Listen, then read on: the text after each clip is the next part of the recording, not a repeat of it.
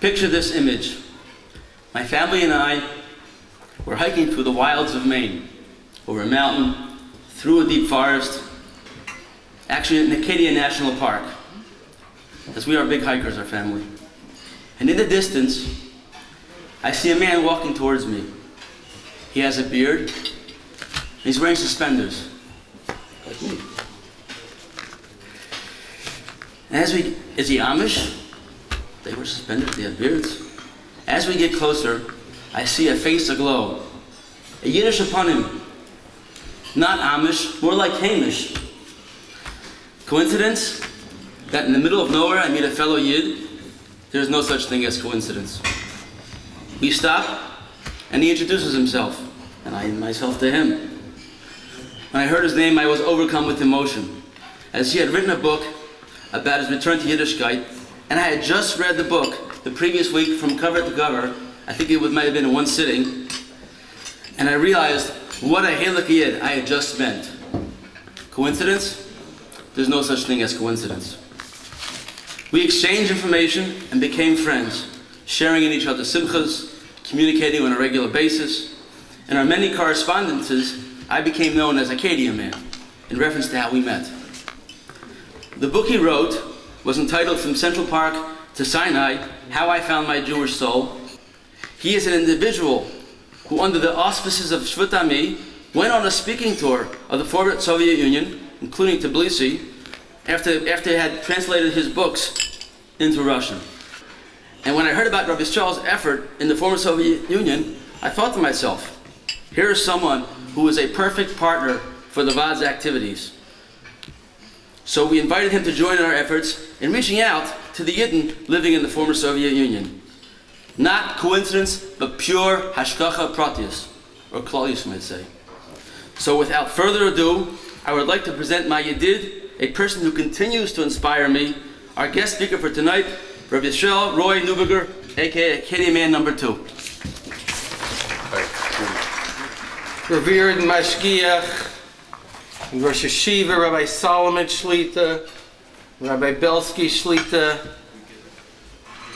distinguished Rabbanim, and all those who are giving life to our brethren in the former Soviet Union.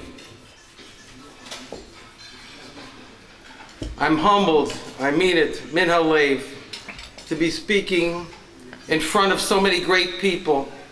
I, who grew up without even knowing that I'm a Jew, or perhaps more accurately, not wanting to know that I'm a Jew. How did I get here? Actually, it's very comprehensible. Anyone who has seen what is happening in the former Soviet Union can understand, because in our generation, those who grew up in total darkness are indeed entering the light. Last Shabbos, we read these words. But even while they are in the land of their enemies, I will not have rejected them. For I am Hashem their God. I will remember for them the covenant of their forebears, those whom I have taken out of the land of Egypt before the eyes of the nations, to be God unto them. I am Hashem. I was raised in New York City. My father's mother was a Rothschild, and my mother's father was named Salant. Yet by the time I arrived, there was a total absence of Torah in our family. My favorite day of the year was December 25th. I had no bris milah until the age of 31. We lived in the heart of luxury, and yet it was darker than night. Chazal tell us that in Egypt during the 9th plague, the darkness was so thick that one could not move. I understand that because I could not move. I was a prisoner of darkness for 31 years. I screamed out. Perhaps I didn't hear myself screaming, but Hashem heard me screaming, and Hashem answers prayer even, it seems, when you don't know you're praying. He answered me He introduced me at a young age to the partner who would walk on the path with me, and he led us both out of the darkness. How did we get out of that lifestyle? 99% of those with whom I grew up are light years away from Torah. But Hashem is merciful to those who call out to Him. As we say in Hallel, He raises the needy from the dust, from the trash heap. He lifts the destitute to seat them with the nobles of His people. And tonight, I am seated with the nobles of our people, and I'm not exaggerating. Last week, Rabbi Dr. Rosenstein, Rabbi Peretz Chaim Levin, and I were interviewed by a radio show host who asked us why we should support people in such distant lands. His question was designed to bring out the essence of the Vaad's mission. I would like to give you my answer to that question. Never in our lifetime have so many Jews been so oppressed for so long as the Jews of the former Soviet Union. For 70 years, a monumental, unrelenting, fanatical effort was made to wipe out every vestige of Torah among the millions of Jews who lived behind the Iron Curtain. The punishment for even speaking Hebrew could be harsh, instant, and cruel. For a bris milah, death, exile. Just before he himself died, Stalin, Yamak Shemo, was planning genocide, God forbid, on the scale of the Third Reich, Yamak Shemam. And yet from the vestiges of this vast torture chamber emerged Jews. From the shadows they came, crying and begging for Torah, screaming for Torah. My friends, this is not just Kiruv. This is Tchias HaMesim, resurrection of the dead.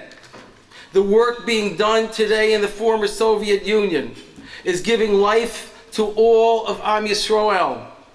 The work in Tbilisi is giving life to Jews in Toronto and Texas and Tel Aviv. The work in Baku is giving life to Jews in Baltimore and Great Britain, even in Bnei Brak and Borough Park.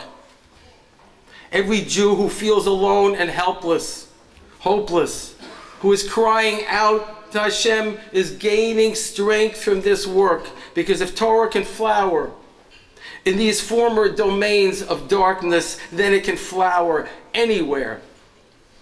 These people are starving, thirsting for Torah. I spoke at Yeshiva Torah's Chaim outside Moscow. This yeshiva, housed, believe it or not, in a building built for the KGB, think about that, is in the middle of the woods. You go out the front door and all you see are snow-covered forests. All there is Torah, pure Torah, and they're eating it up. My translator at the yeshiva was a young, handsome former movie star.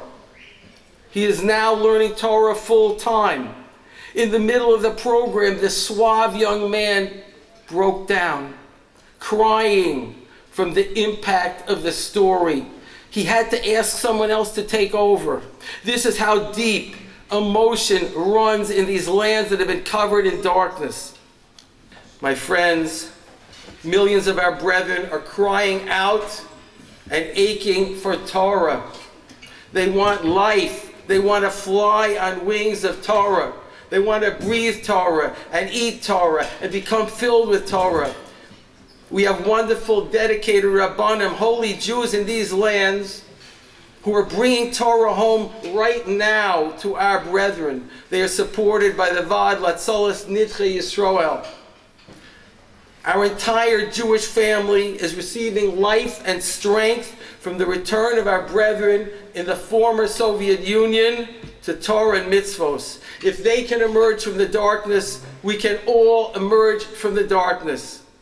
In the merit of this great redemption, in the merit of this resurrection of the dead, may pain and distress be removed from all of us. May Hashem answer all our heartfelt cries. May we all come home from the four corners of the earth, spiritually and physically, and be worthy to see the Beis HaMikdash shining Yerushalayim HaKodesh in a world filled with light and simcha. Thank you.